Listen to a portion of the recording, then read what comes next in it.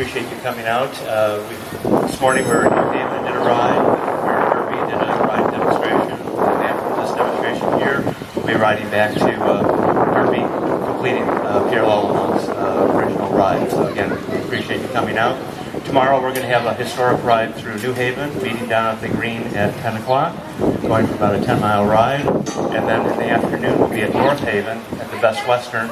We'll have an antique bike display and lectures from 1 o'clock until 6 o'clock, and it's all free, so you're all invited if you'd like to come up.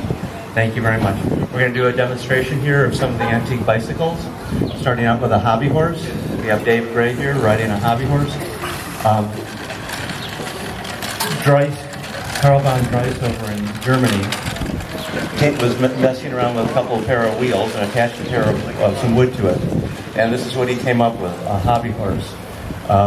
Basically a device where you could coast and treble, just wagging your feet on the ground here. The most proper way to sit is just so that your toes touch the ground. And then you push off and you're able to coast down the road. The roads were not very good, so it wasn't very practical. It was a very hard ride, basically using wagon wheels with steel tires.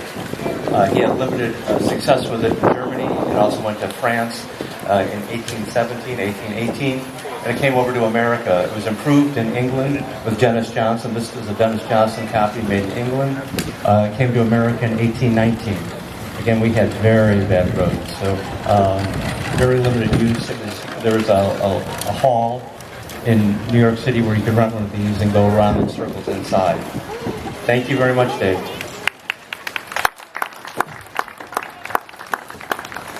So it was about 40 years before America saw bicycles come back.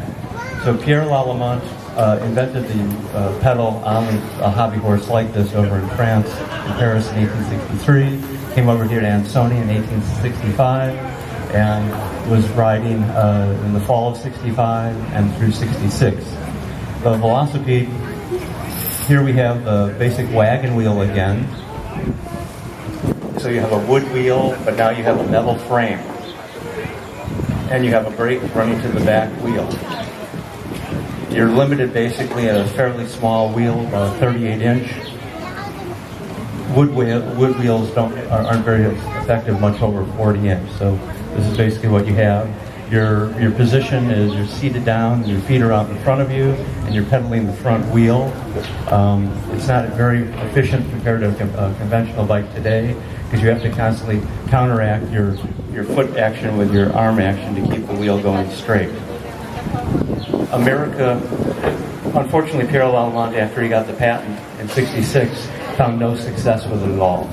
So the next real-time velocipedes were successful was 1867 over in France, where they were shown at the Paris exhibition. There were all the rave being raced around in the streets. The following year, 1868, the Hamlin brothers, an acrobatic group, started making these here in America and incorporating it into their stage acts. So America was first introduced to the bicycle again as an indoor sport or hobby. The Hamlins did night performances and would travel around the country up on the stage doing various acts with the bicycle. Glenn, if we can have up. Now again, these are just wood wheels here. Over in France and in America, almost concurrently, in the spring of 1869, Mayer over in France, and here Whitty in New York, came up with the idea of a tension wheel. So here you have wire spokes and rubber tires. With the wire spokes, your wheel's under tension. So the same technology that built like the Brooklyn Bridge, all your spokes are working together, and you're basically being suspended from the frame, as opposed to feeling the compression wheel of the harsh ride of the wood wheels. And you have rubber wrapped around the sides. So hence you have the modern bike wheel already developed here by 1869. Unfortunately, our roads again were very, very bad. So the only time velocipedes were basically used in America were inside. 2 years prior to this, the roller skate had been invented. So you had these large auditoriums for roller skating. So the the craze in end of 1868 and early 1869 was they got rid of the roller skates and brought in velocipedes. So people would go to the roller skating rinks and rent a velocipede for an hour and learn to balance and to ride. When the spring came out, people started riding in the roads, and the roads are deplorable. So again, it died because we didn't have enough roads that were applicable for riding. The craze continued over in France for a while and also into England. So the velocipedes were phased out here in America. France had died because they took on the war with Germany and lost very badly, but the bicycles continued. In England, they started developing, with the technology of the tension wheel, they started making the front wheel larger. So here we can bring out the high bikes. High bike people. Okay, so with a tension wheel, you could start making the wheel larger and larger and larger. The larger the wheel, the faster you go. You're only limited to the length of your leg. This is going to be kind of tight as it turns.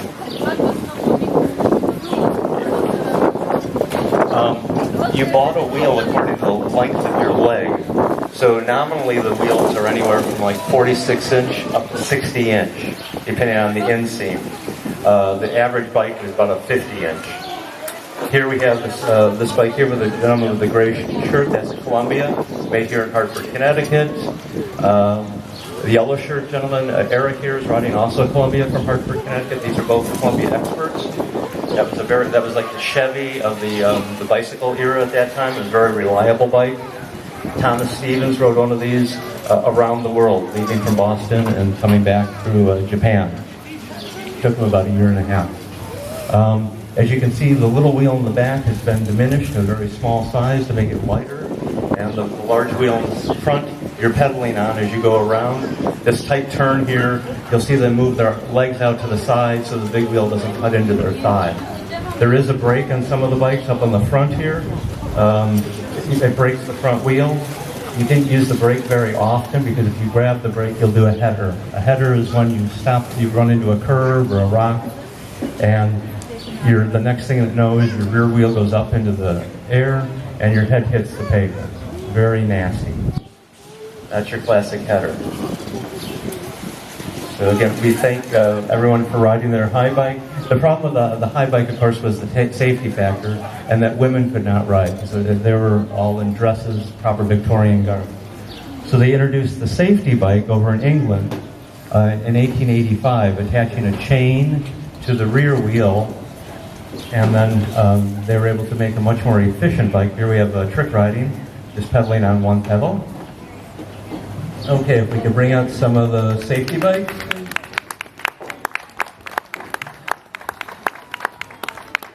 1885, John Kemp Starley invented the safety bike. It's called a Rover. Again, here you have the makings of a modern bike, where the chain goes to the rear wheel. It's much more efficient, much more effective, and far safer than pedaling on your front wheel.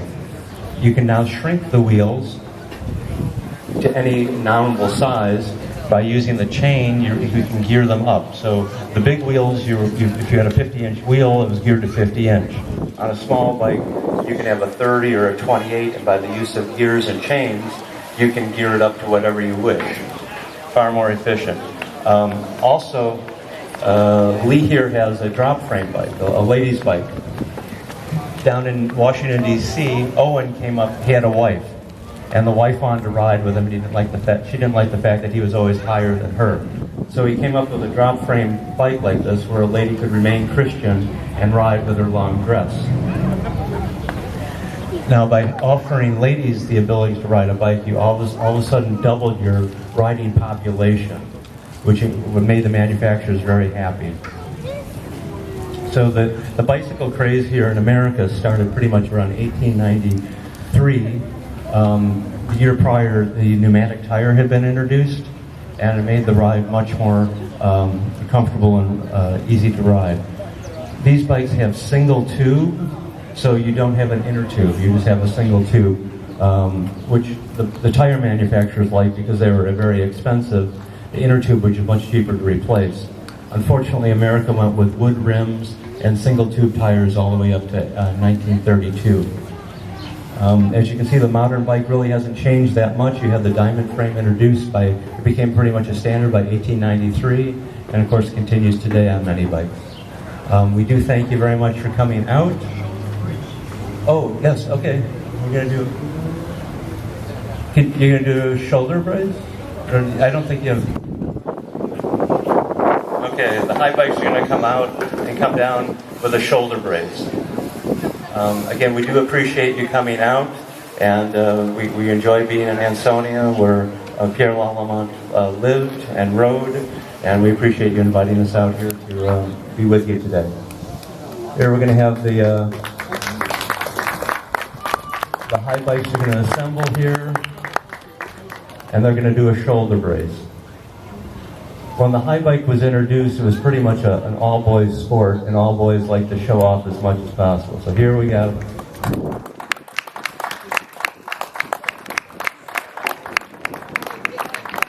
Classic shoulder brace. Okay, up the ramp now, guys. Okay. Again, thank you very much, Ansonia, for coming up. We appreciate you being here. At 5 o'clock, we'll be leaving, going back to Derby. If anyone wants to join us with their bike, we'd love to have them come with us. Thank you very much.